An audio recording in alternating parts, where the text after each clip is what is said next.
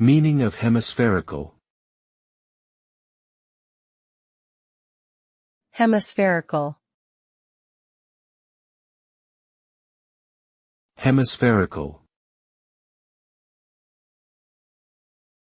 Hemispherical. Hemispherical. Hemispherical refers to the shape of a three-dimensional object that is divided into two equal parts by a plane passing through its center. In other words, it resembles half of a sphere. The term can be used to describe the shape of various objects, such as domes or bowls.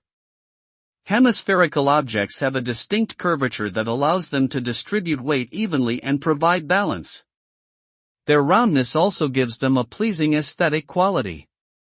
Overall, hemispherical is a useful term for describing a specific shape that has practical and decorative applications.